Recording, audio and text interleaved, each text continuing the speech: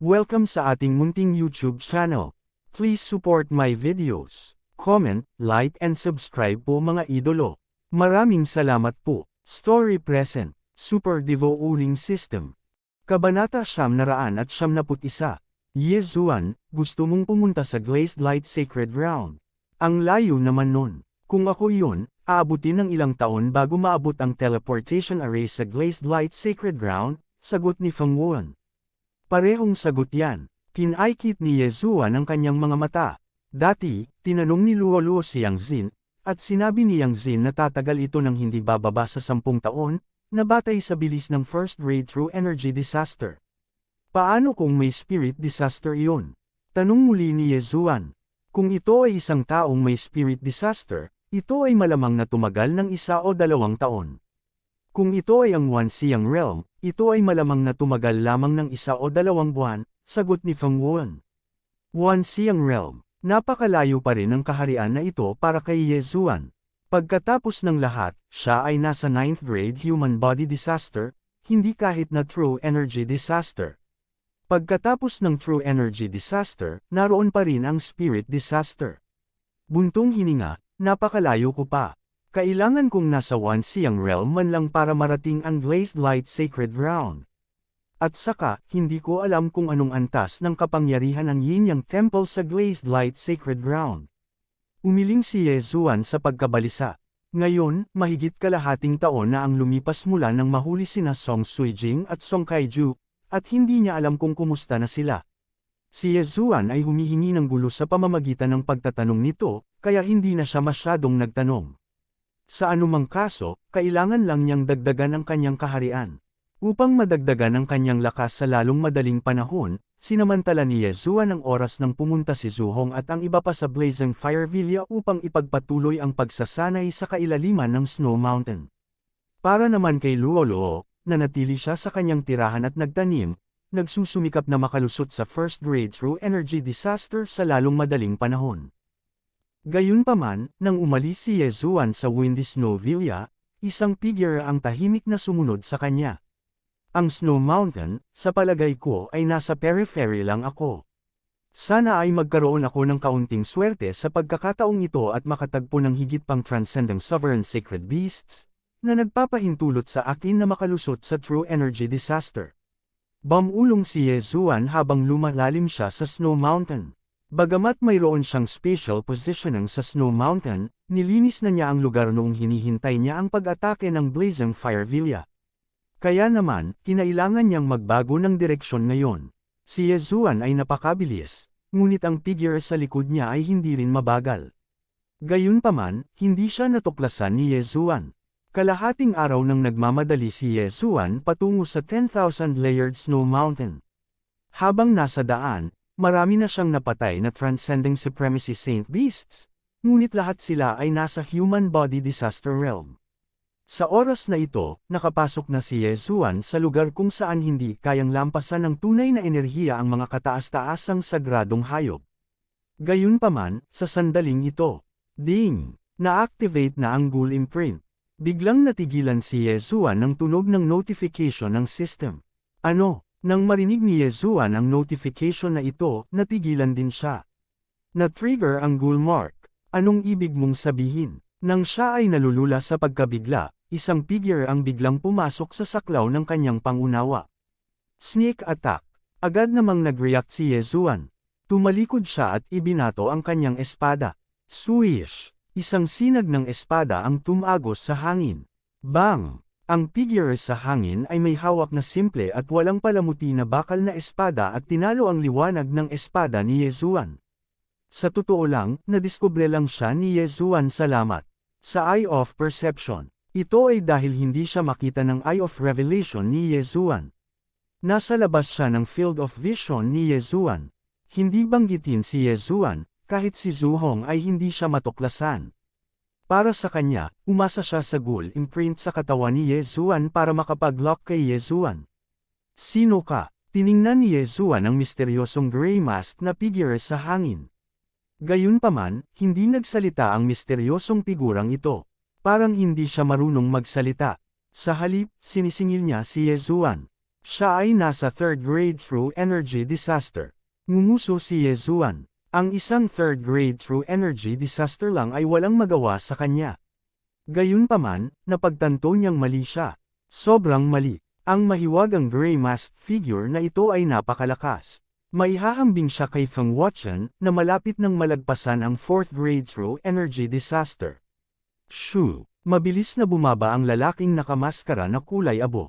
Nakakamangha ang bilis niya. Siya scuttled sa harap ni Yezuan at direktang nilaslas gamit ang kanyang espada.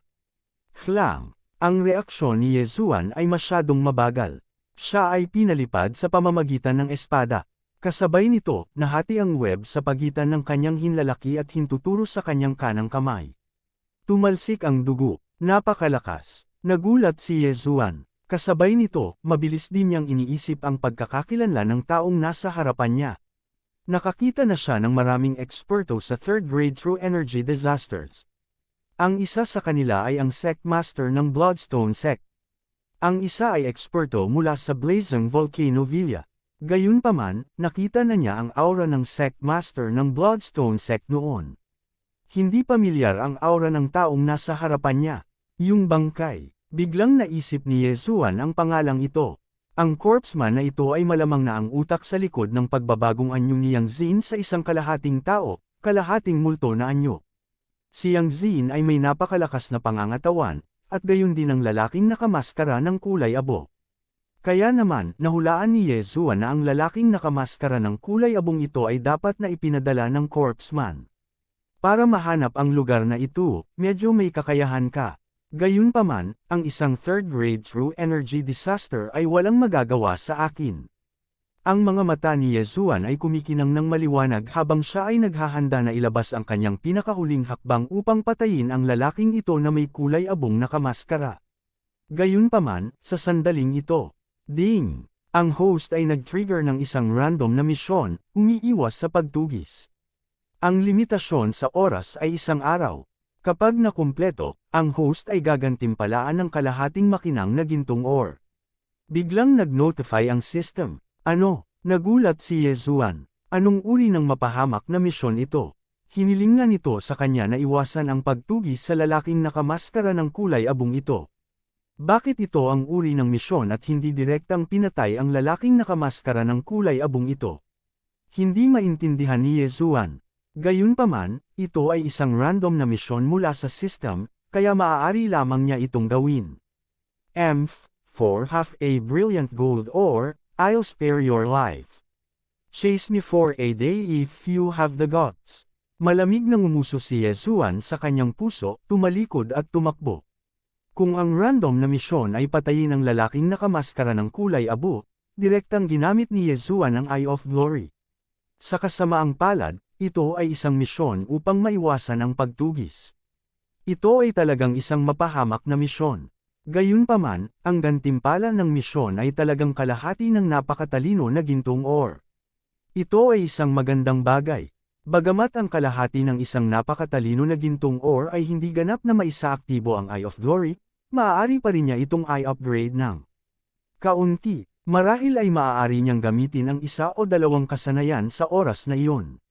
Dahil sa mapahamak na misyon na ito, si Yezuan ay kailangang habulin ng isang araw. Nagkataon lang, magandang lugar ang Snowy Mountain na ito.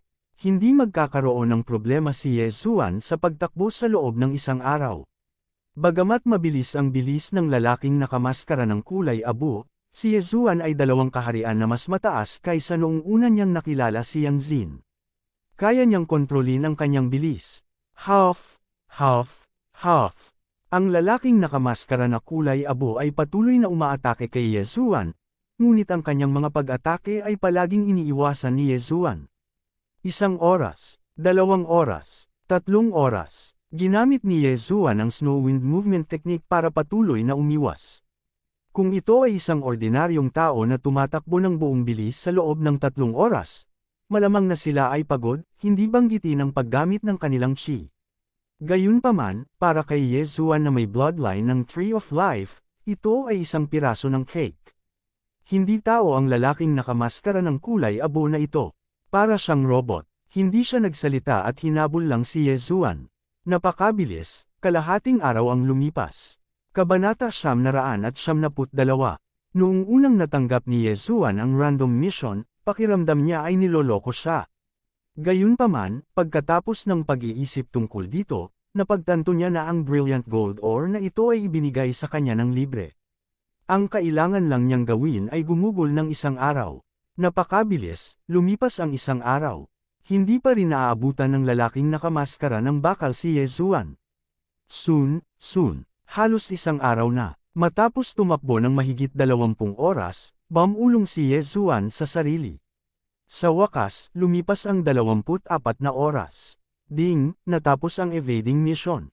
Nakatanggap ang host ng kalahating brilliant gold ore. Pagkatapos ng notification, lumitaw ang kalahating brilliant gold ore sa devouring space. Matapos marinig ang abiso, ginamit ni Yesuan ang brilliant gold ore para i-activate ang Eye of Glory. Ding, ang Eye of Glory ay na-activate sa 60%. Natutunan ng host ang Overlord's Limitless Sword.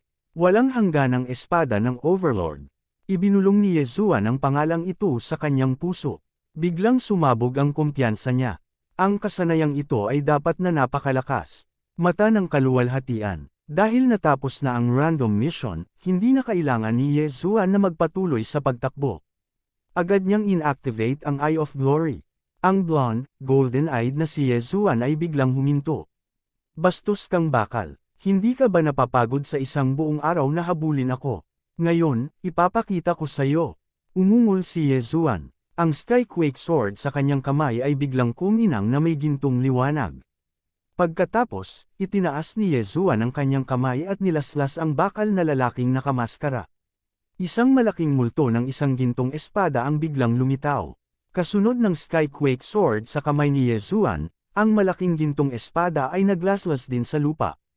Pang! Bagamat naiwasan ng lalaking nakamaskara ng bakal ang malaking anino ng ginintoang espada, sa sumunod na sandali, ang biglaang presyon ay agad na nabasag ang lahat ng buto sa kanyang katawan pati na rin ang kanyang mga laman loob. Pagkatapos, ang lalaking nakamaskara na bakal ay bumagsak na parang pusit. Dagandong! Isang malaking bakanteng espasyo ang naalis sa nyebe.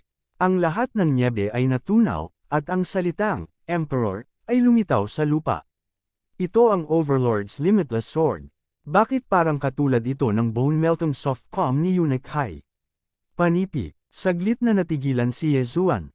Ito pala ay isang kasanayan sa AOE. Ang kapangyarihan nito ay hindi mahina, at umasa ito sa mga shockwave para pumatay. Kasabay nito, ang Tyrannical Emperor's Limitless Sword na ito ay nagkaroon din ng cooldown time ng isang araw. Ang oras ng pag-refresh ay pareho sa 10,000 Swords Return to Origin, sa hating gabi. Ngayon, may isa pang trump card si Yesuan. Gayunpaman, ang Tyrannical Emperor's Limitless Sword ay kumonsumo ng maraming totoong enerhiya. Pagkatapos gamitin ito, ang tunay na enerhiya ni Yesuan ay halos naubos na. Buti na lang at nagkaroon siya ng bloodline ng Tree of Life para mabilis na makarecover. Walang pakialam si Yesuan. Lumapit siya sa lalaking nakamaskara ng bakal para kumpirmahin kung patay na ito. Ngunit sa sandaling ito, swish! Nagulat si Yesuan nang biglang bumaril ang isang puting liwanag mula sa katawan ng lalaking nakamaskara ng bakal. Nang makita ito ni Yesuan ng malinaw, napagtanto niya na ito ay isang bungo na gawa sa enerhiya. Sok! Tinalo mo talaga ang bagong tinong bangkay ng multo ko. Medyo may kaya ka, bata. Biglang bumuka ang puting bungo at nagsalita. Ikaw ang Corpse Dawist. Gulat na tanong ni Yesuan. Tama, ako ang Corpse Dawist. Sumagot ang puting bungo. Ang babaeng iyon ay isang depektong produkto lamang. Pinatay mo siya. Ngayong nang ahas ka ng patayin ang aking bangkay ng multo, kahit ang mga immortal ay hindi ka mailigtas. Sok, napakahinang bangkay ng multo. Mukhang hindi naman ganoon kalakas ang lakas mo. Sabi ni Yesuan nang may panghahamak. Hehe, hindi mabilang na mga bangkay ng multo ang iba sa kanila ay napakalakas na hindi mo maisip. Maghintay ka lang, hindi ako titigil sa pangangaso sayo. Dadalisayin kita bilang isang bagong bangkay ng multo para makabawi. Tuyong tumawa ang puting bungo, pagkatapos ay biglang sumabog, nag-iwan sa likod ng isang natulala na si Yesuan. Mukhang may kakayahan ng Corpse Dawist na ito. Talagang nakakausap niya ako through space. Kinaikit ni Yezuan ang kanyang mga mata. Gusto talaga ng Corpse Dawist na ito na gawing multo na bangkay siya. Nililigawan lang niya si kamatayan. Ang landas ng bangkay at multo ay karaniwang nangangailangan ng kakanyahan ng dugo at laman ng mga buhay na tao. Karaniwang napakalupit ng mga tumahak sa landas na ito. Sa makatuwid, kinailangan ni Yezuan na maging mas maingat sa hinaharap dahil naramdaman niyang totoo ang sinabi ng Corpse Dawist. Sa hinaharap, tiyak na may mga bangkay ng multo na magpapatuloy na manghuli sa kanya maliban kung papatayin niya ang Corpse Dawist o binura ang Ghost Mark. Kung burahin ko ang Ghost Mark, malamang na ang Corpse Dawist ay magdudulot ng gulo para sa Snowwind Villa. Inisip ito ni Yezuan at nagpasyang panatilihin ito. Kapag dumating ang mga bangkay ng multo upang patayin siya, maaaring makapag-trigger siya ng isa pang misyon. Isa lang itong regalo para sa kanya. Pagkatapos, lumapit si Yezuan at hinubad ang interspatial ring ng Iron Masked Man. Gayunpaman, nalaman niyang walang gaanong laman sa loob. Isa lang itong kawawang multo. Kalimutan mo na yan, tuloy-tuloy ako sa paglusot. Umiling si Yezuan at naghanda na pumunta ng mas malalim sa Snow Mountain. Sa pagkakataong ito, dapat siyang makalusot sa Truchi Disaster. Ang Snow Mountain ay napakalaki at mayroong maraming Supreme Saint Beast, ngunit hindi marami sa kanila ang lumabas upang manghuli. Nanatili si Yezuan sa Snow Mountain ng 2 araw. Gayunpaman, hindi siya nakalusot sa Truchi Disaster dahil dito. Young Master, bumalik na ang Old Villa Lord. Ipinadala ni Luoluo ang kanyang boses sa kanya. Sige, babalik ako agad. Sa desperasyon, maaari lamang masira ni Yezuan ang kawalan at bumalik sa Snowwind Villa. Bagamat hindi siya nakapasok sa unang baitang ng Truchi Disaster, ngayong nakabalik na si Zhu Hong, natural na siya ay gagantimpalaan. Nang bumalik si Zhu Hong, puno ng saya ang kanyang mukha. Alam ni Yezuan na wala na ang Raging Fire Villa. Ang tagumpay sa pagkakataong ito ay salamat kay Yezuan, kaya agad na tinawag ni Zhu Hong si Yezuan. Nang dumating si Yezuan sa Snowwind Temple sa tuktok ng Snow Mountain, nalaman niyang marami ng tao ang nagtipon dito. Yezuan, sa pagkakataong ito, ang aming Snowwind Villa ay hindi lamang nakaiwas sa krisis, ngunit nawasak din ang Raging Fire Villa. Ikaw ang may pinakamalaking kontribusyon. Anong reward ang kailangan mo? Sabihin mo lang sa akin. Sinabi ni Zhu Hong, na nakaupo sa yulunan ng mesa, kay Yezuan. Naisip din ni Yezuan, kaya hindi siya nagdalawang isip at sinabing, Old Villa Lord, kailangan ko ng ores. Ha, bakit gusto mo ang mga bagay na ito?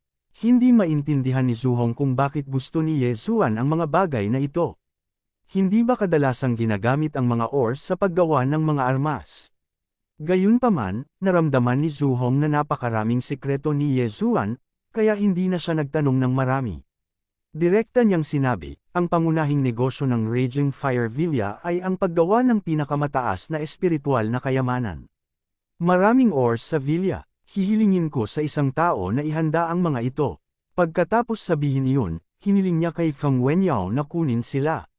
Maya-maya ay bumalik si Feng Wenyao at iniabot kay Yezuan ang isang interspatial na singsing. Sinuri ni Yezuan ang interspatial ring at nakitang puno ito ng ores, sapat na para kay Wei Zhenchen. Salamat, Old Villa Lord. Mabilis na ipinahayag ni Yezuan ang kanyang pasasalamat.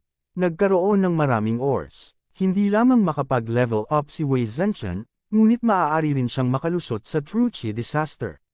Siguro nasabi na ni Wuan sa iyo ang tungkol dito. Kapag nalampasan na ni Luoluo ang Truchi Disaster, ipapadala ko siya sa Thousand Flower Valley para magtanim, patuloy ni Zhu Hong. Kabanata 973. Salamat po, Lola. Mabilis ding nagpasalamat si Luoluo sa kanya. Upang matulungan kang makalusot sa lalong madaling panahon, ibibigay ko sa iyo itong Snow King Peel.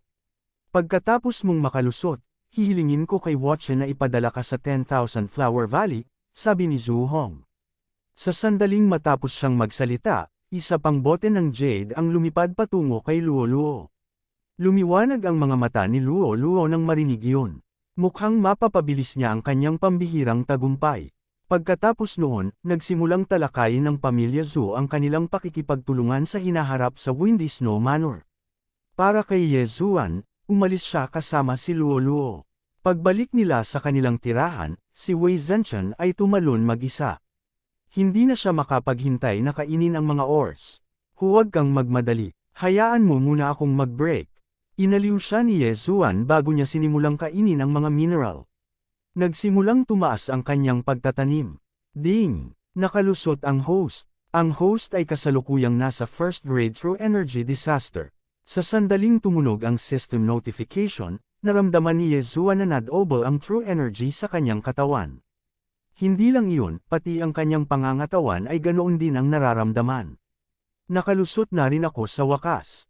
Wei Zhenchen, sayo na ang iba pang mga ores. Ngumisi si Ye Zuan at ibinuhos ang lahat ng mineral. Agad na sumugod si Wei Zhenchen at nag-drill sa karagatan ng mga ores, na nagsimulang kainin ang mga ito. Young Master, ayusin ko rin ang tableta. Pagkatapos sabihin iyon ni Luo Luo, lumipad siya pabalik sa kanyang silid at nagsimulang pinuhin ang Snow King Peel na kakakuha lang niya. Ang Snow King Pellet na ito ay isang bagay na kahit na ang mga eksperto sa una o ikalawang yugto ng True Energy Disaster ay ninanais. Gayunpaman, si Zhu Hong ay casual na naghagis ng napakamahal na pellet para kay Luo Luo. Sapat na iyon para ipakita kung gaano niya pinahahalagahan si Luo Luo.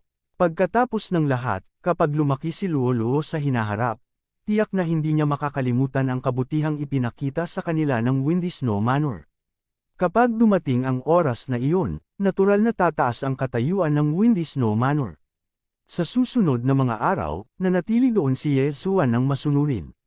Sa ikatlong araw pagkatapos makuha ni Luo Luo ang Snow King Peel, sa wakas ay nakalusot siya sa first grade True Energy Disaster.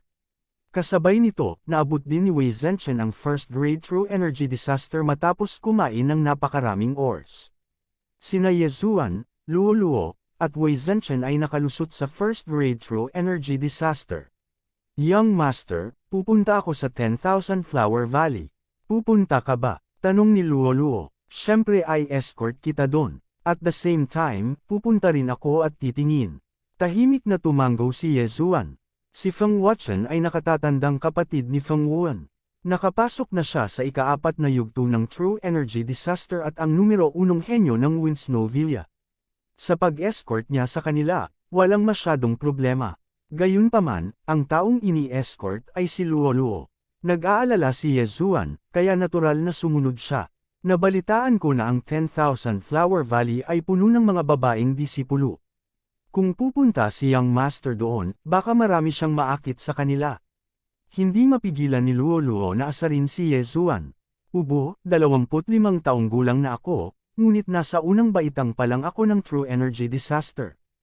Ang ganitong uri ng talento ay makikita kahit saan sa 10,000 Flower Valley.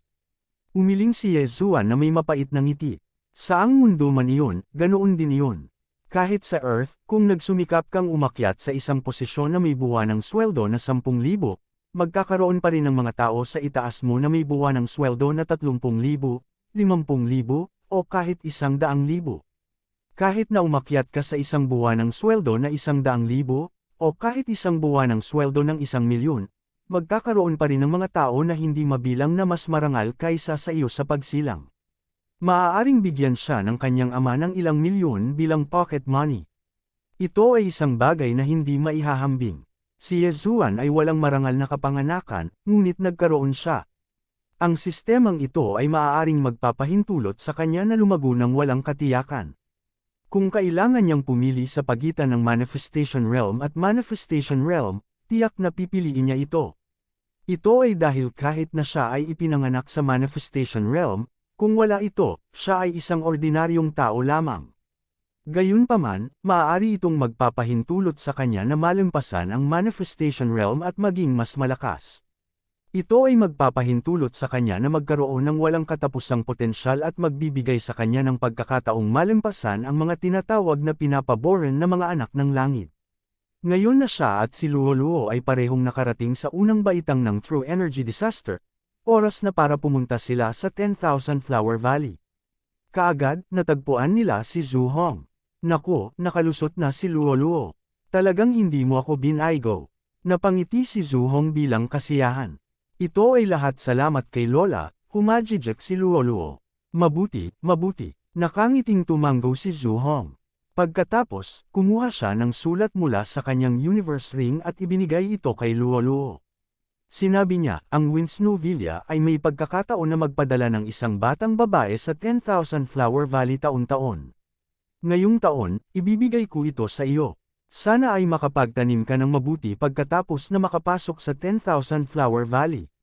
Lola, gagawin ko. Masunarang tumanggo si Luoluo. Inalagaan ni Zhuhong si Luoluo dahil una, ang kakayahan ni Luoluo ay napakahusay. Siguradong nalampasan niya si Feng Wuchen.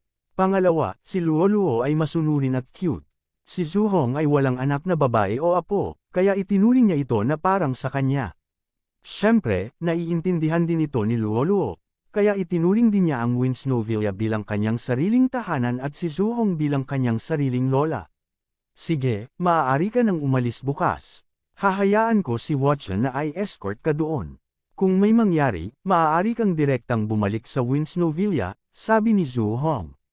Tumanggo sina Ye Zuan at Luoluo at agad na umalis.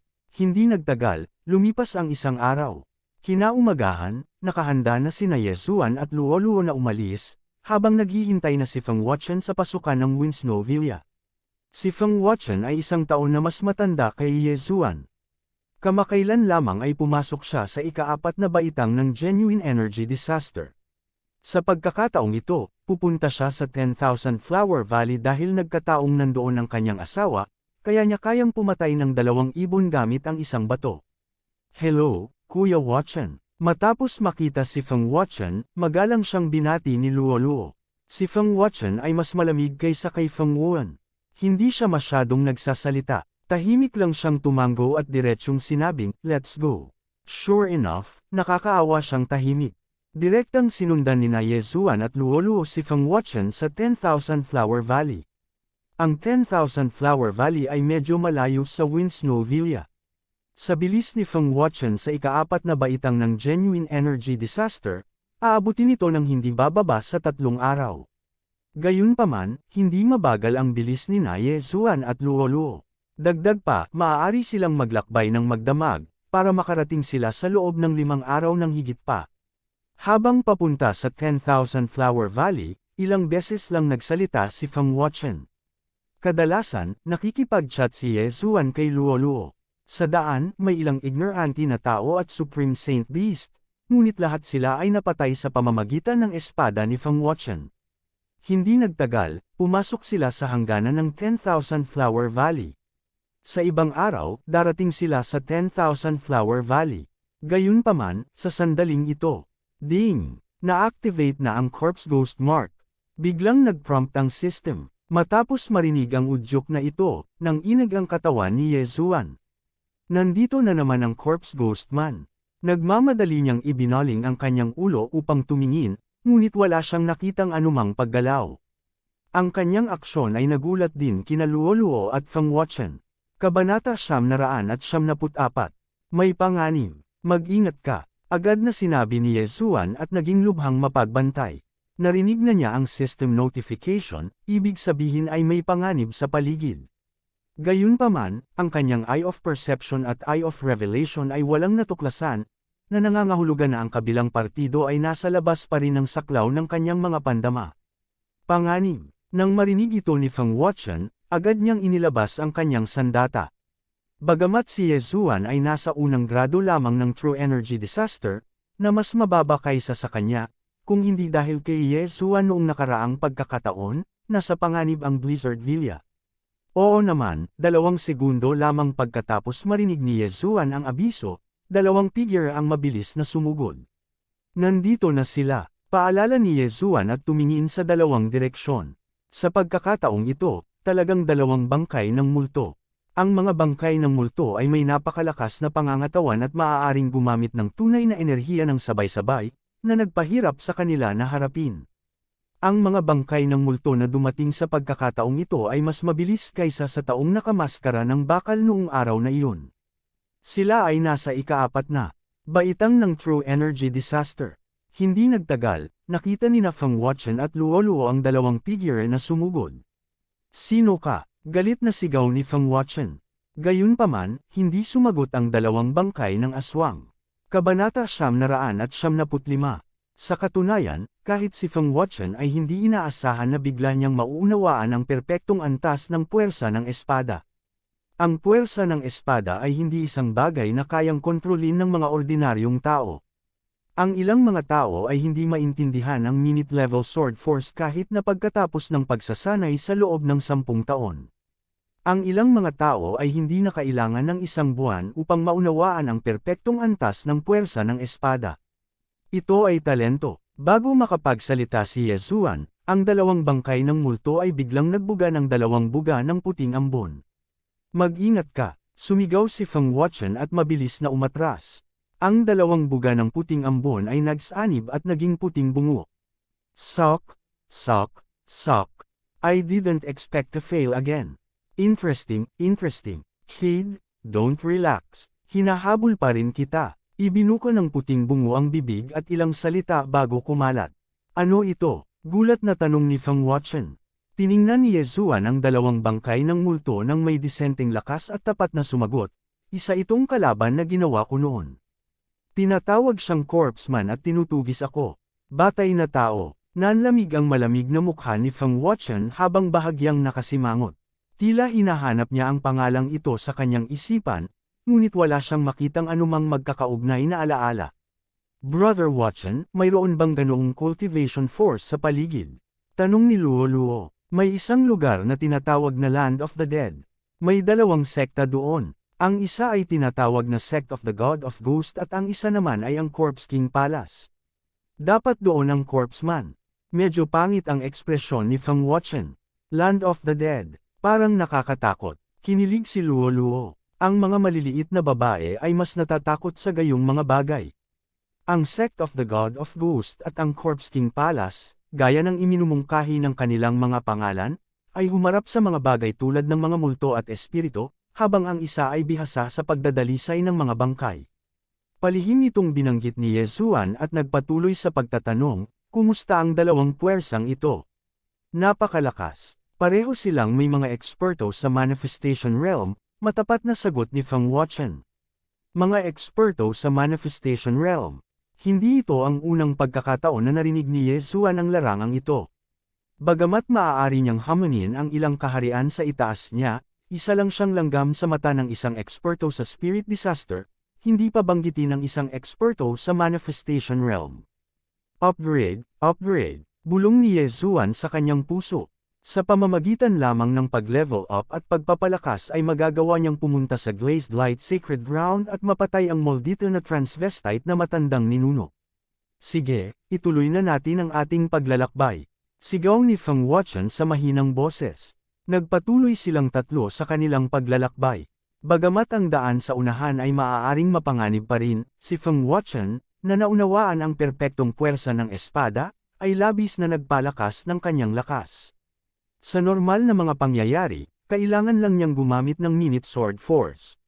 Kung makatagpo siya ng malakas na kalaban, gagamitin niya ang perfect sword force para maglunsad ng sneak attack. Kapag kasama siya, mas ligtas ito.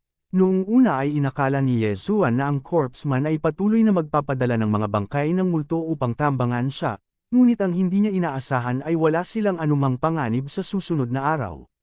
Hindi nagtagal, nakarating sila sa 10,000 Flower Valley. May mga babae lamang sa 10,000 Flower Valley, kaya hindi nakapasok sina Yezuan at Feng Wuchen.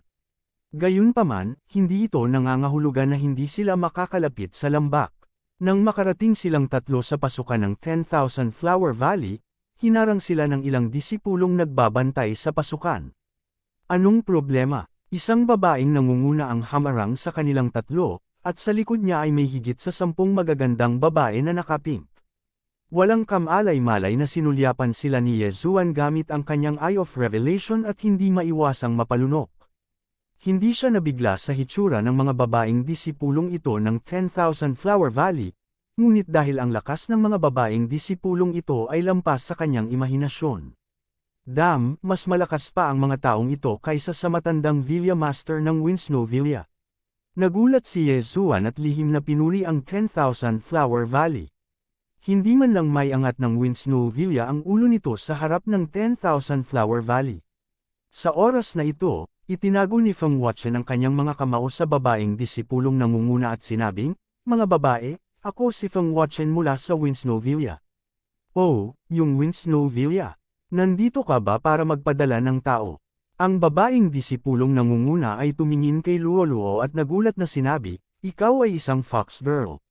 Nasaan ang sulat?" "Narito ang sulat." Tumakbo si Luoluo at iniabot ang sulat na isinulat ni Zhu Hong. Kinuha ng babaeng nangunguna ang sulat at tumango. "Good, galing talaga sa Winsnow-Villa.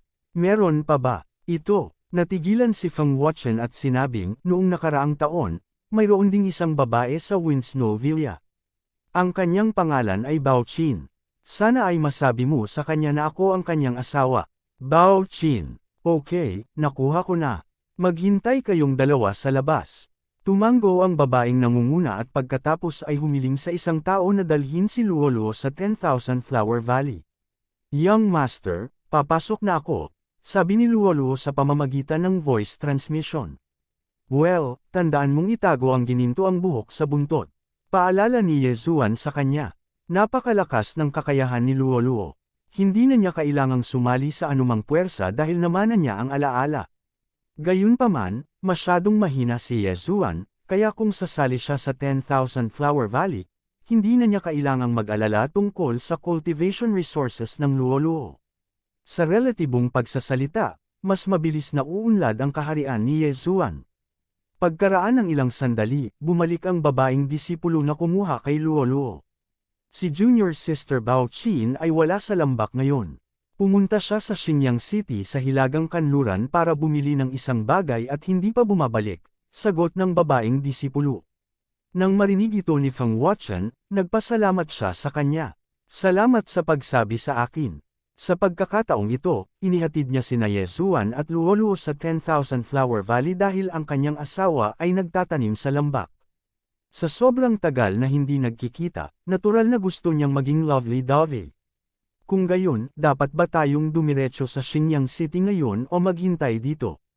tanong ni Yezuan. "Let's go and find them. Pwede rin tayong magdala ng mga gamit sa Winsnow-Villa," sagot ni Feng Wuchen. Okay, kaagad, sinundan ni Yezuan si Feng Wuchen sa Xinyang City. Ang Xinyang City ay medyo malakas, mas malakas kaysa sa Winsnow-Villa. Sinasabi na ang City Lord ay isang eksperto sa ikapitong baitang ng True Energy Disaster. Sinundan ni Yezuan si Feng Wuchen sa Xinyang City dahil may plano siya.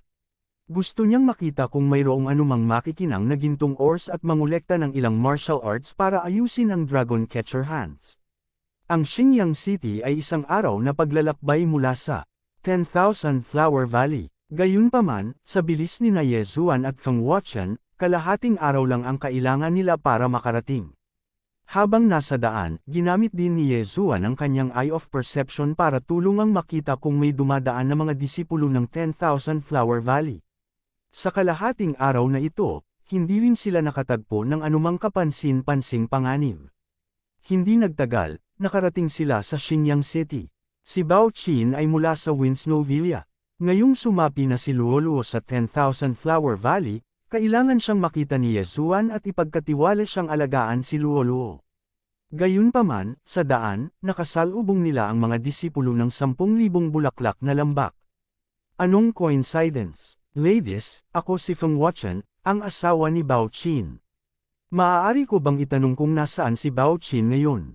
Direktang pinahinto ni Feng Wuchen ang mga babaeng disipulo ng 10,000 Flower Valley. Kabanata 996. Nagulat ang isang babaeng disipulong maikli ang buhok. Narinig kong binanggit ka noon ni Junior Sister Bao Qin. Ikaw ang numero 1 henyo ng Winsnow-Villa. Pero hindi ka gaanong kamukha. Nasa ika-4 na baitang ka pa lang ng True Energy Disaster. Naging pangit ang ekspresyon ni Feng Wuchen nang marinig niya ito.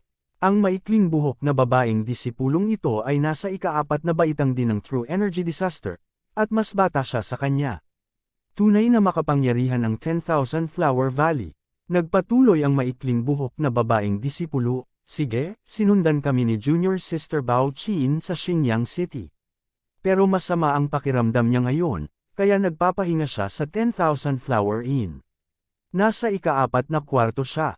Salamat sa impormasyon, Miss. Nagpasalamat si Feng Wuchen sa kanya at umalis. Ang 10,000 Flower Inn ay isang lugar para manatili ang mga disipulo ng 10,000 Flower Valley. Matapos malaman kung nasaan si Bao Qin, hinanap siya ni Ye Zuan at Feng Wuchen.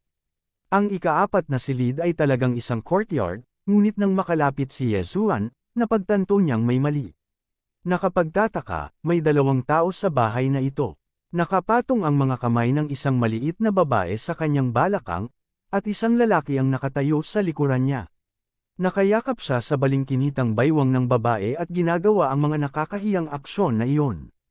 Damn it, hindi naman pwede diba? Nagmura si Ye Zuan sa kanyang puso at mabilis na tiningnan ang room number. Ang pang-apat na kwarto, tama yan. Ang inn ay may soundproof array. Hanggat nakasara ang pinto, walang maririnig ang mga tao sa labas maliban kung may nagaganap na away sa loob. Gayunpaman, si Ye Zuan, na may eye of perception, ay malinaw na nararamdaman kung ano ang nangyayari sa loob. Ito ay tulad ng isang buhay na erotikong pagpipinta. Hindi man niya ito nakita ng kanyang mga mata, sapat na iyon para mabigla siya. Sa sandaling ito, sumulyap si Ye Zuan sa gilid ng kanyang mata. Si Feng Wuchen ay may mahabang itim na buhok at napakagwapo. Gayunpaman, medyo mali ang paraan ng pagtingin ni Ye Zuan sa kanya. Bakas sa mga mata niya ang simpatiya. Katok, katok, katok. Naglakad si Feng Wuchen sa pintuan ng courtyard at kumatok dito. May soundproof array sa kwarto, pero naririnig pa rin nila ang nangyayari sa labas. Nang marinig ng lalaki at babae sa kwarto ang ingay, hindi nila maiwasang manginig at tumigil sa kanilang ginagawa. Don't worry about him. Tapusin mo muna siya. Hingal na hingal ang binata. Nang bumaba ang kanyang boses, nagpatuloy siya sa trabaho. Pulang-pula ang mukha ng babae, ngunit hindi niya ito pinansin nang marinig ang sinabi nito. Nagpatuloy siya sa pag-aalaga sa mga galaw ng binata. Pa. Ang dalas ng tunog sa silid ay napaka-uniforme, ngunit hindi ito naririnig ni Ye Zuan. At Feng Wuchen, pambihira. Di ba sabi nila nagpapahinga sila? Sumimangot si Feng Wuchen at muling kumatok sa pinto. Si Ye Zuan, na nakatayo sa likuran niya, ay biglang nakaramdam ng pagkalito. Dapat ba niyang sabihin kay Feng Wuchen ang tungkol dito? Kung itinago niya ito kay Feng Wuchen, hahayaan niya si Feng Wuchen. Ngunit kung sinabi niya sa kanya at may ginawa si Feng Wuchen, ano ang dapat niyang gawin? Mature na si Feng Wuchen. Wala siyang gagawing out of line, di ba? Napaisip si Ye Zuan sa kanyang sarili. Gayunpaman, hindi niya ito masisiguro. Pagkatapos ng lahat, ang tao sa silid ay maaaring asawa ni Feng Wuchen.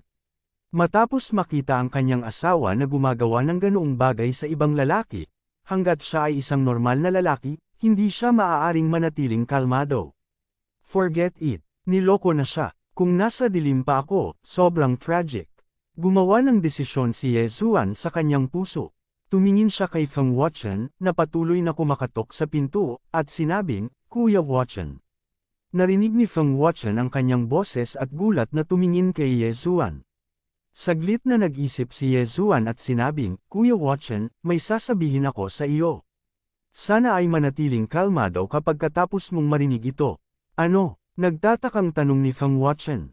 Well, actually, naramdaman ko na may dalawang tao sa kwarto, sagot ni Ye Zuan. Dalawa, nagdilim ang mukha ni Feng Wuchen. Hindi niya naintindihan ang ibig sabihin ni Ye Zuan. Sige, may isang lalaki at isang babae sa kwarto, at ginagawa nila ang ganoong bagay. Bumantong hininga si Ye Zuan at dumiretso sa punto. Nang marinig ito, nanginig ang katawan ni Feng Wuchen. Gulat na tanong niya, seryoso ka? Definitely. Isang lalaki at isang babae. Mataimtim na tumanggaw si Ye Zuan. Boom! Nang marinig ito ni Feng Wuchen, para siyang tinamaan ng kidlat. Tuluyan na siyang natulala. Paanong hindi niya malalaman kung ano ang bagay na iyon? Siguradong may dahilan si Ye Zuan para sabihin ito. Naniwala siya sa kakayahan ni Ye Zuan. Pagkatapos ng lahat, si Ye Zuan ang nagdala sa kanya mula sa Zhu family patungo sa Winslow Villa. Bastos! Sigaw ni Feng Wuchen sa mahinang boses. Nagtaas siya ng kilay at dirdiretsong pumasok sa looban. Nagmamadaling sumunod si Ye Zuan, natatakot na baka may gawin si Feng Wuchen sa Xinjiang City. Ang Xinjiang City ay mas malakas kaysa sa Winslow Villa. Hindi natakot si Yezuan, ngunit kung may gagawin si Feng Wuchen, isasama nito ang Winsnow Villa. Bang! Lumapag si Feng Wuchen sa harap ng pinto at sinipa ito. Pagkatapos, dalawang malulutong na tunog ang umalangaw sa kanyang mga tainga. Pa! Matapos ang dalawang malulutong na tunog, agad itong tumigil. Sinipa ni Feng Wuchen ang pinto at agad na nakita ang dalawang hubad na tao sa silid. Ang dalawang tao sa silid ay kasalukuyang nasa kakaibang posisyon, nakatingin kay Feng Wuchen at Yezuan ng may pagtataka. Ang pinakamahalaga, ang hubad na babae na nakahawak sa kama gamit ang dalawang kamay ay ang asawa ni Feng Wuchen, si Bao Qin. Sa sandaling ito, ang kanyang maliit na bibig ay nakabuka, at ang kanyang mukha ay puno ng pagkabigla. Wuchen, hinaplos ni Bao Qin ang kanyang buhok na basang-basa sa pawis. Naghinala siya na siya ay nag-overexert sa sarili at nakakakita ng ilusyon. Nagulat ang binata sa biglaang pagkagambala. Lumambot ang katawan niya at napabulalas. Anong ginagawa mo? Bumalik sa katinuan si Bao Qin. Alam niyang hindi ilusyon ang nakikita niya, kundi isang totoong tao. Dali-dali niyang hinablot ang damit sa kama para matakpan ang katawan niya at gulat na sabi, Wuchen, bakit ka nandito? Pinandilatan ni Feng Wuchen si Bao Qin at matigas na sinabi, kayong mapang-asar na mag-asawa, pumunta sa impyerno. Nang matapos siyang magsalita ay diretso niyang inilabas ang kanyang sandata at itinaas ang kamay. Gayunpaman, sa pagkakataong ito, hindi siya gumamit ng anumang totoong chi. Huminto siya sa huling sandali. Ito ay dahil alam niyang kung lilipat siya sa Xinjiang City, tiyak na huhulihin siya ng mga bantay ng lungsod. Gayunpaman, naglabas ng mahabang espada ang binata at marahas na nilaslas. Basura, tinakot mo ako. Scram! Bang! Isang sinag ng espada na si Qi ang dumapo sa dibdib ni Feng Wuchen at pinalipad siya. Siya ay isang kagalang-galang na tao sa Xinjiang City. Nang biglang pumasok si Feng Wuchen, natakot siya. Hindi mo ba alam na ang mga lalaki ay hindi matatakot kapag gumagawa ng mga bagay? Anong ginagawa mo? Nakita ni Bao Qin na pinalipad ang kanyang asawa at nagmamadaling lumabas. Wuchen, okay ka lang. I don't need your hypocrisy. You actually did this behind my back. Bulag talaga ako. Dumura si Feng Wuchen ng isang subo ng dugo. Naglabas siya ng isang pirasong papel mula sa kanyang universe ring at ginamit ang kanyang dugo bilang panulat. Bao Qin, hihiwalayan na kita ngayon. Hindi mo na kailangang bumalik sa Winsnow Villa sa hinaharap. Matapos isulat ni Feng Wuchen ang liham ng diborsyo, itinapon niya ito sa lupa. Kabanata 997. Bao Qin, hihiwalayan na kita ngayon. Hindi mo na kailangang bumalik sa Windy Snow Manor. Pinandilatan ni Feng Wuchen ang binata sa silid. Kailangan niyang maalala ang mukha ng taong ito. Kung magkakaroon siya ng pagkakataon sa hinaharap, tiyak na papatayin niya ito. Ang puot sa pagnanakaw ng kanyang asawa ay hindi mapagkakasundo. Pagkatapos, tumalikod si Feng Wuchen at umalis ng hindi lumilingon. Para kay Yezuan, tumingin siya kay Bao Qin na nalaglag na ang damit. Malamig siyang bumantong hininga at umalis kasama si Feng Wuchen. Upang makita si Bao Qin, si Feng Wuchen ay sumugod mula sa Winsnow Manor patungo sa 10,000 Flower Valley. Pagkatapos, sumugod siya sa Xinjiang City mula sa 10,000 Flower Valley. Gayunpaman, hindi niya inaasahan na gagawin ng kanyang asawa ang ganoong bagay sa ibang lalaki sa kanyang likuran. Kung hindi dahil sa katotohanang nagmamalasakit pa rin si Feng Wuchen sa Winsnow Manor, malamang na pinatay niya ang binatang iyon gamit ang isang espada. Tinitigan ni Bao Qin ang malungkot na likod ni Feng Wuchen at nanlamig.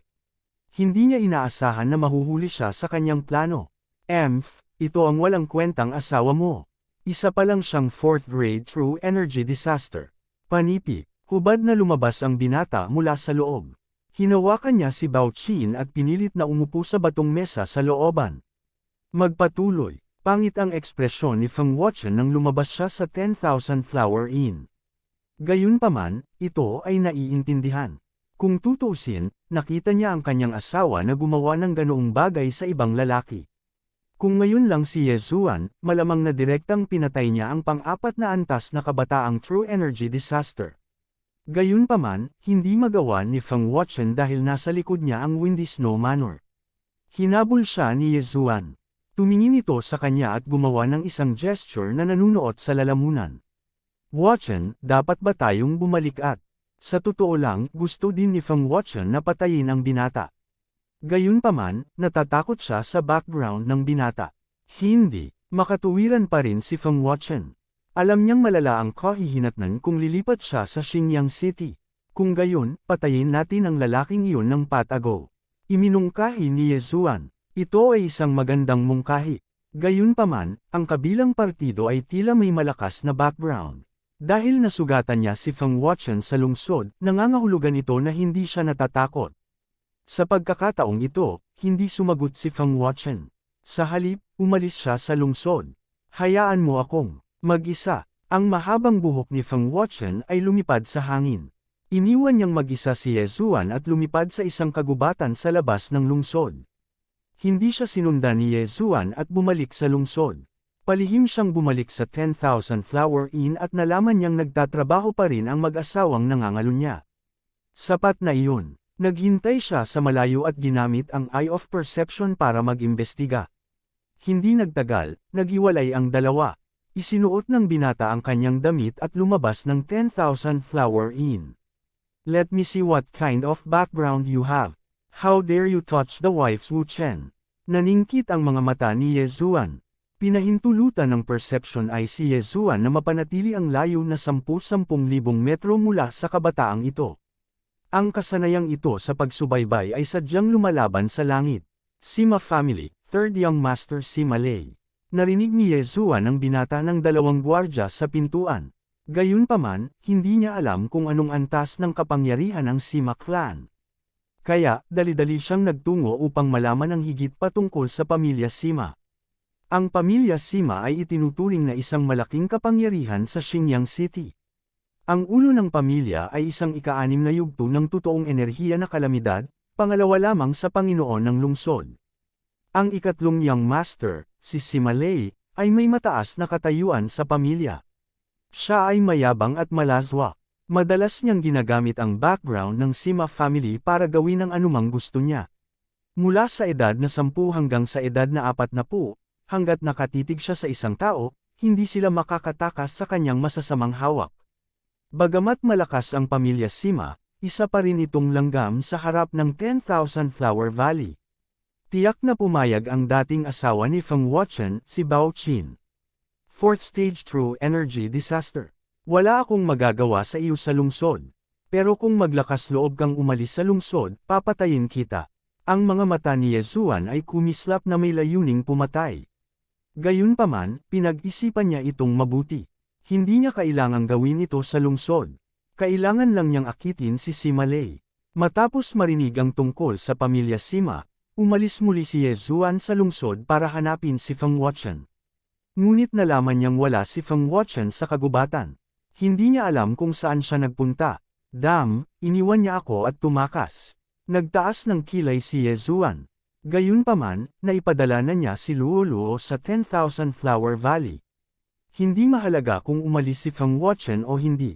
Kalimutan mo na, gagawa muna ako ng sarili ko. Hindi mahanap ni Yezuan si Feng Watson, kaya tumalikod siya at bumalik sa lungsod. Iyon ay si Sima Lei mula sa Sima family. Pakiramdam niya, kung magkakaroon siya ng pagkakataon, tiyak na papatayin niya ito at magpapanggap na bandido. Pagkatapos bumalik sa Xinjiang City, dumiretso si Yezuan sa auction house. Sir, paano kita matutulungan? Lumapit ang isang waiter para batiin sila. Hindi nagsalita si Yezuan at iniabot sa kanya ang isang pirasong papel. Itinala nito ang kailangan niya. Oh, brilliant gold ore. Oo. Pagkatapos basahin, ngumiti ang attendant. Pagkatapos ng lahat, ang brilliant gold ore ay hindi mura. Malaking bagay ito para sa kanya. Ang brilliant gold ore ay hindi bihira sa Xinjiang City, kaya hindi na kailangang i-auction ito. Gumamit si Yezuan ng ilang martial arts technique para ipagpalit sa brilliant gold ore. Ding! Ang Eye of Glory ay na-activate na sa 100%. Nang ilagay ni Yezuan ang brilliant gold ore sa kanyang engulfment space, tumunog ang system notification.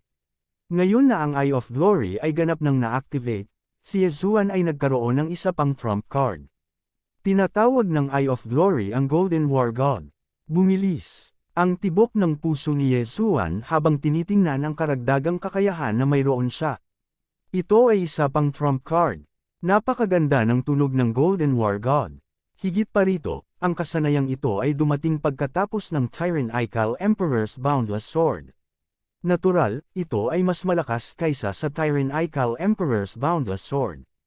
Ang Golden War God Summon skill na ito ay nagkaroon din ng cooldown time ng isang araw. Ito ay kapareho ng 10,000 Swords Return to Origin at ang Tyrannical Emperor's Boundless Sword.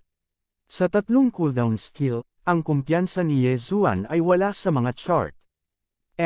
Subukan ko itong Golden War God. Namilog ang mga mata ni Yesuan. Hindi na siya nagtanong pa at lumabas na ng auction house. Sa pagkakataong ito, umalis siya sa Xinyang City at nag-set up ng lokasyon sa isang lambak 1 oras ang layo mula sa Xinyang City. Pagkatapos, bumalik siya sa Xinyang City. Upang maging mas tumpak, dumating siya sa labas ng Sima residence sa Xinyang City. Sa sandaling ito, nakasuot na siya ng balabal at maskara. Nagsuot pa siya ng isang pares ng guwantes. Napatikip siya ng buo, at ni 1 pulgada ng balat niya ay hindi nalantad. Tumayo siya sa bubong at tumingin sa pamilya Sima sa harapan niya. Biglang lumabas ang 2 sinag ng gintong liwanag mula sa kanyang mga mata. Mata ng kaluwalhatian. Sa isang iglap, naging kulay ginto ang kanyang buhok at mga mata. Pagbabagong Saiyan, Golden War God ipatawag, Kabanata 978. Umaasa sa Eye of Perception, pinahintulutan ni Yesuan ang Golden Armored War God na mag-lock sa aura ni Sima Lei, na nasa Sima Clan. Ding! Aura lock! Patayin! Agad namang nag-utos si Yesuan. Sa susunod na sandali, ang Golden Armored Battle God ay pumasok sa kanyang dakilang espada. May umaatake. Natuklasan ng mga bantay ng pamilya Sima ang Golden Armored Battle God, ngunit iyon na iyon. Sa isang kisap mata, ang Golden Armored Battle God ay nasa itaas na ng pamilya Sima. Shoo! Ang Golden Armored Battle God ay iwinagayway ang kanyang dakilang espada, at isang gintong sinag ng espada ang nahulog mula sa langit. Nagulat si Sima Lei na nasa bahay pa rin niya. Tumangala siya at nakita ang sinag ng gininto ang espada na bumasag sa bubong. Rip! Bang! Tumama sa lupa ang sinag ng gintong espada at agad na gumuho ang bahay. Kasabay nito, ang Golden Armored Battle God ay sumugod na at kinuha ang katawan ni Sima Lei. How dare you trespass into my Sima family? You're courting death. Sa isang sigaw, ilang eksperto ng ika-4 na baitang ng True Energy Disaster ang lumapit. Sa pagkakataong ito, handa na si Yesuan na magsimula ng massacre, kaya hindi niya pinaghigpitan ang mga paggalaw ng Golden Armored War God. Patayin! Sa di kalayuan, kumikislap ang mga mata ni Yesuan. Kumikislap ang kanyang figure habang personal siyang gumagalaw. Shoo! Shoo! Shoo! Nawala ang mga sinag ng gintong espada. Hindi napansin ng mga eksperto sa ika-4 na baitang ng True Energy Disaster ang sneak attack. Sa isang iglap, 2 figure ang nahulog mula sa langit, tumalsik ang dugo sa lahat ng dako. Kamay na nakahuli ng dragon. Sinamantala ang pagkakataong ito, agad na inabot ni Yesuan at kinuha ang 2 interspatial ring. Inihagis din ng Golden Armored Battle God ang katawan ni Sima Lei, ngunit sa hindi inaasahang pagkakataon, nahati siya ni Yesuan. Habang hawak ang 3 interspatial ring, tumaas ng husto ang cultivation ni Yesuan. How dare you! Nililigawan mo si kamatayan. Isa pang sigaw ang umalangaw sa hangin. Isang dalubhasa na may malakas na aura ang dumaan. Ika-5 baitang ng True Energy Disaster. Nanliit ang mga mata ni Yesuan. Sa pagkakataong ito, kumilos siya dahil sakop ng kanyang perception ang buong pamilya Sima, ngunit hindi niya nakita ang aura ng ika-6 na baitang ng True Energy Disaster. Mayroon lamang 3 ika-5 baitang True Energy Disasters. Iyon ang dahilan kung bakit direktang pinatay niya ang kanyang pagpasok. 3 ika-5 antas ng True Energy Disasters, ano? Walang pakialam si Yesuan nang ihagis niya sa kanyang kamay ang Heaven Shaking Sword. 10,000 espada ang bumalik sa pinagmulan. Ang Heaven Quaking Sword ay agad na nahati sa mahigit 100 espada at inatake ang eksperto sa ika-5 yugto ng True Energy Disaster. Kahit na walang garantiya na ang hakbang na ito ay magagawang patayin ang kabilang partido, ito ay dapat na huminto para sa oras. Hanggat maaari niyang pigilan ang mga ito, magsasama-sama si Yezuan at ang Golden Armored War God. Walang ibang makakapantay sa kanila. Patayin. Si Yezuan ay naguguluhan na. Papatayin niya ang sinumang maglakas loob na lumabas. Ang kaguluhan sa pamilya Sima ay nakaakit ng maraming mga nanunood. May nang-ahas na manggulo sa pamilya Sima, hindi maliit ang loob ng taong iyon. Sa kalangitan sa itaas ng Sima residence, hindi mabilang na sword chi ang dumaan. Gayunpaman, ang pinakakapansin-pansin ay natural na gininto ang sword chi ni Yezuan at ang Golden Armored Battle God. Tutal gabi na rin. Sa lakas ni Yezuan, hindi naging problema para sa kanya na lumaban sa ika-4 na yugto ng True Energy Disaster Expert. Ang ika-5 yugto ng True Energy Disaster Expert na lumabas kanina ay hinarang din ni Wei Zhenchen. Sa sandaling ito, nakikipagsanib puwersa si Yezuan sa Golden Armored Battle God upang labanan ang na ika-4 na yugto ng True Energy Disaster Expert. Nasusunog na mata, mata ng ilusyon, mata ng nirvana, eye of disintegration. Sa lugar na ito, hindi siya nang ahas na gamitin ang Snowwind Sword Art. Pagkatapos ng lahat, ito ay madaling makilala. Kahit na ang mga galaw na ito ay simple, napakahirap nilang harapin. Tikman mo ang sarap ng pagtataksil. Sa sandaling ito, biglang damilat ang mga mata ni Yezuan at direktang ginamit ang Eye of Control para kontrolin ang ilang ikatlong yugto ng True Energy Disaster Expert ng Sima family. Sa susunod na sandali, inatake ng mga ekspertong ito ng pamilya Sima ang ika-4 na yugto ng mga eksperto sa True Energy Disaster sa kalangitan. Shoo! Shoo! Shoo! Sunod-sunod na pag-atake ang bomb alot sa kalangitan. Tiyak na hindi inaasahan ng mga taga-Sima family na bigla na lang maglulunsad ng palihim na pag-atake ang kanilang mga kapwa-angkan. Nahuli silang hindi handa. Fang! Fang! 2 tao ang tinamaan ng mga palihim na pag-atake na ito at agad na nasugatan ng husto, na dumura ng mga subo ng dugo. Sinamantala ang pagkakataong ito, mabilis na umatake si Yezuan gamit ang kanyang espada. Mata ng nirvana. Rip! Rip! Sa 2 malulutong na tunog, ang 2 eksperto ng pamilya Sima na labis na nasugatan ng kanilang mga kapwa-angkan ay direktang pinatay ni Yezuan at nahulog mula sa langit. Ngayon, 2 laban sa 2. Kasabay nito, ang mga eksperto ng Sima family na kinokontrol ni Yezuan ay agad na sumugod at kinuha ang 2 universe ring, pagkatapos ay inihagis ang mga ito kasama ng kanilang sariling mga singsing kay Yezuan. Bakit? Matapos makita ang mga kilos ng mga taong ito, ang 2 pa ay namutla sa takot. Maaaring ang mga taong ito ay mga tauhan ni Yezuan. Imposible. Malaki ang ipinagbago ng ekspresyon ng isa sa kanila dahil ang isa sa mga umatake ay ang kanyang anak. Bastos! Brat, gusto kitang patayin. 2 dagandong pa ang umalangaw-ngaw.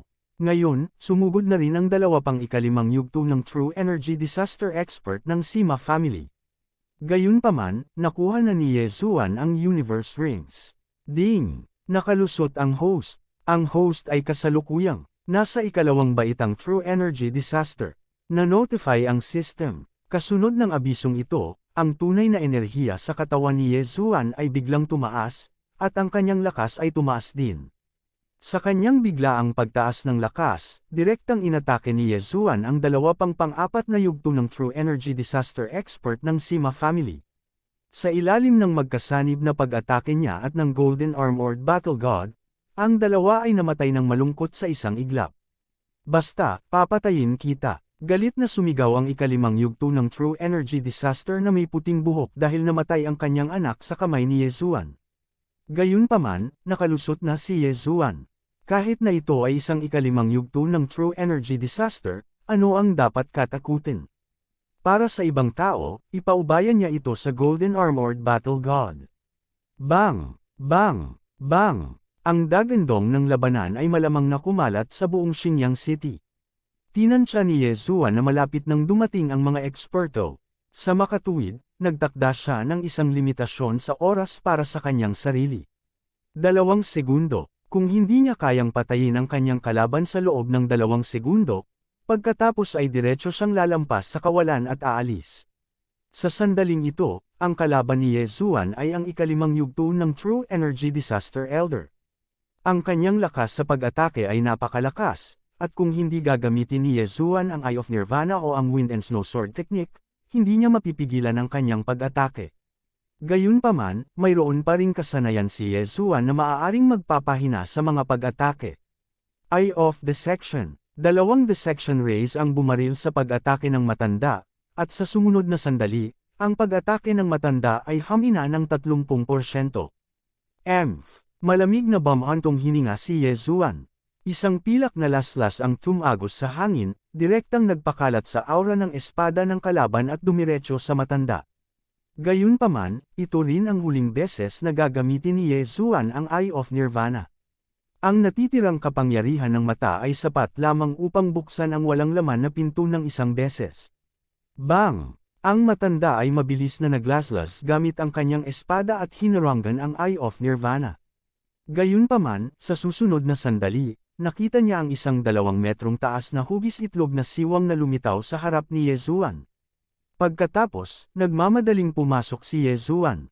Kabanata 999. Swoosh! Nagsara ang void door, naiwan ang isang grupo ng galit na mga eksperto ng Sima family.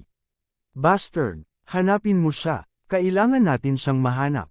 Sa sandaling ito, nagpakita na si Yezuan sa dati niyang lokasyon. Sa pagkakataong ito, kumita na siya ng maliit. Hindi lang niya tinulungan si Feng Wuchen na tanggalin ang kanyang karibal sa pag-ibig, ngunit nakapasok din siya sa ikalawang baitang ng True Energy Disaster.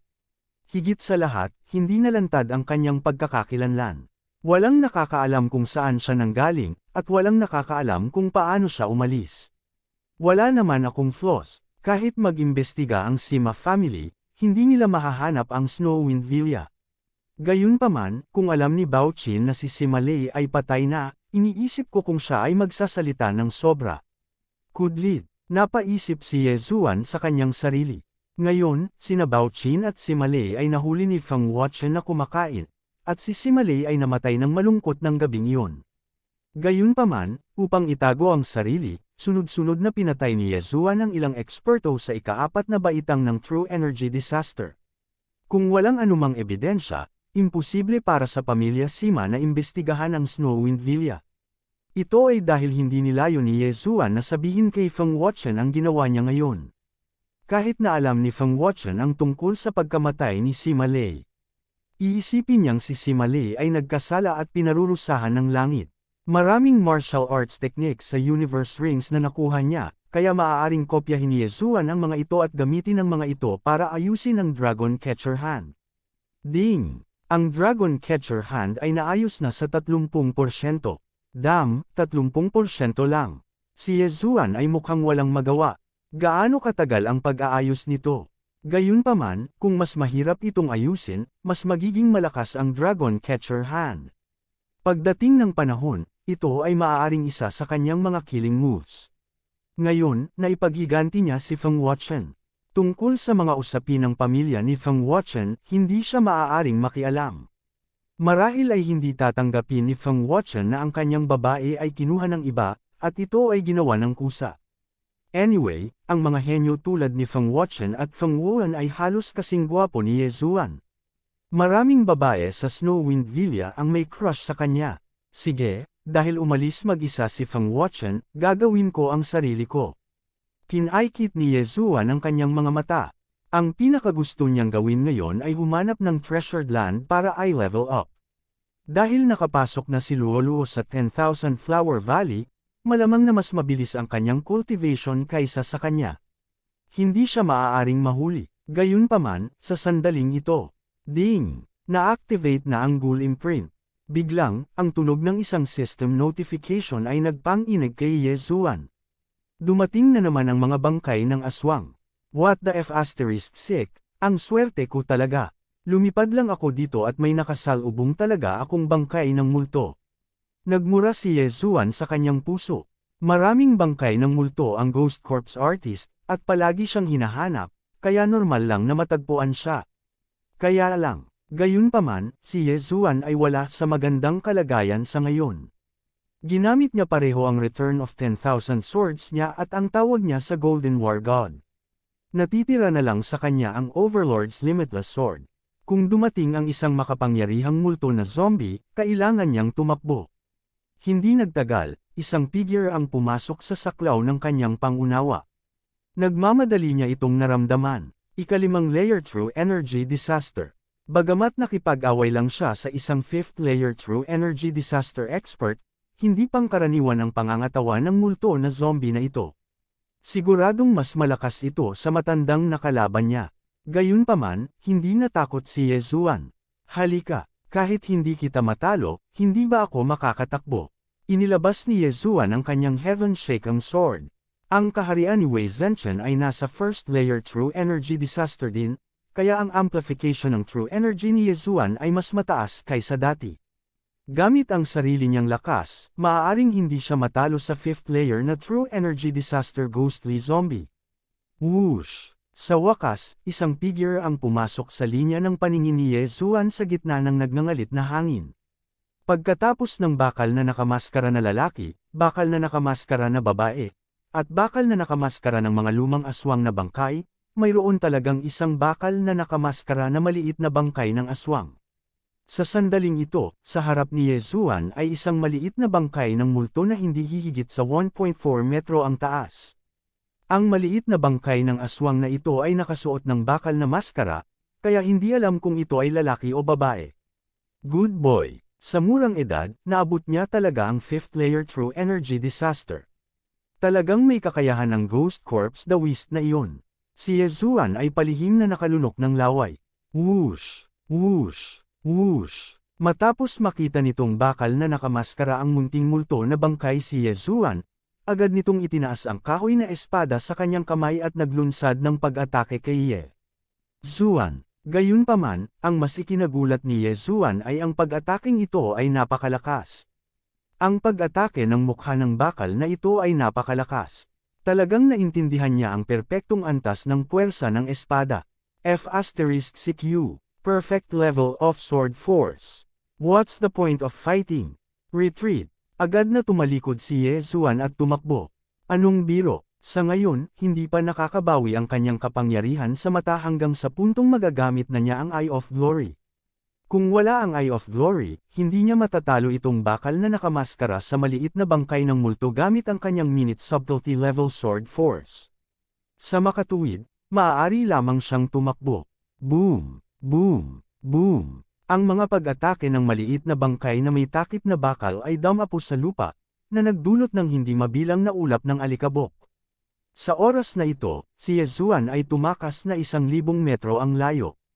Kaagad, nagsimulang humabol kay Yezuan ang maliit na bangkay ng multo na nakamaskara ng bakal. Sa ilalim ng Eye of Glory state, maaaring gamitin ni Yezuan ang Overlord's Limitless Sword at ipatawag ang Golden War God. Gayunpaman, kung wala ang Eye of Glory, hindi niya magagamit ang dalawang kasanayang ito.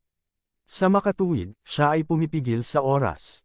Matapos mabawi ang kanyang kapangyarihan sa mata, direktang gagamitin niya ang Eye of Glory at ang Overlord's Limitless Sword para patayin itong bakal na nakamaskara sa maliit na bangkay ng multo. Ang ika-4 na layer ng Divine Eyes Chapter ay nagbigay daan sa kapangyarihan ni Yezuan na makabawi ng hindi bababa sa 2 beses ng mas mabilis. Gayunpaman, ang Eye of Glory ay nangangailangan ng sobrang lakas ng mata, kaya kailangan pa rin ito ng ilang oras. Bang! Bang! Bang! Ang bakal na nakamaskara na maliit na bangkay ng multo ay patuloy na hinabol si Yezuan nang hindi nagpapakita ng anumang awa. Hanggat may pagkakataon, tiyak na papatayin nito si Yezuan. Gayunpaman, sa lupa, ang bilis ni Yezuan sa pagtakbo ay kasing bilis ng isang baliw. Mahusay din niyang maiiwasan ang mga pag-atake ng maliit na bangkay ng multo na nakamaskara sa bakal. Pagkatapos ng mahabang panahon ng pagtakas, sa wakas ay nakabawi si Yezuan ng sapat na lakas ng mata upang magamit ang Eye of Glory. Gayunpaman, para lamang maging ligtas, nagpatuloy siya sa pagtakbo ng ilang sandali. Ilang sandali pa. Alright, little brat. Naglakas loob kang habulin ang lolo na ito sa murang edad. Ang lakas ng loob mo. Galit na sigaw ni Yezuan. Mata ng kaluwalhatian. Hayop na hari rampage. Ang gininto ang buhok at gininto ang mga mata ang naging natatanging katangian ni Yezuan. Sa ilalim ng kalangitan sa gabi, kitang-kita ang mga ito. Ang walang hangganang espada ng Overlord. Sa sandaling nag-transform si Yezuan, bigla siyang tumalikod at direktang tumaga gamit ang kanyang espada. Walang hangganang espada ng Overlord. Isang gintong greatsword ang walang awan na nabasag. Bagamat hindi nito tinamaan ang bakal na nakamaskara sa maliit na bangkay ng multo, mayroon pa ring malakas na epekto. Kotsa, kotsa, kotsa, isang serye ng malulutong na tunog ang umalangaw-ngaw. Ang malakas na impact ay direktang nabasag ang mga buto ng maliit na bangkay ng multo na nakamaskara ng bakal. Bang! Malakas na sumabog ang lupa, at lumitaw ang isang malaking karakter na emperor. Gayunpaman, ang ikinagulat ni Yezuan ay na, shoo, shoo, shoo. Muling umihip ang hangin. Kabanata 1000. Ano? Hindi namatay. Hindi niya napigil ang mapasigaw sa alarma. Sa sumunod na sandali, natuklasan niyang may kakaiba sa kanya sa loob ng katawan ng bangkay ng aswang na mukhang bakal. Ito ay isang maliit na apoy na unti-unting lumalaki. Kasabay nito, unti-unti na ring gumagaling ang mga sugat ng bangkay ng aswang na mukhang bakal. Ano? Ito? Hindi naiintindihan ni Yezuan, ngunit wala siyang oras para isipin iyon. Mabilis niyang itinaas ang kamay at nilaslas ng ilang beses.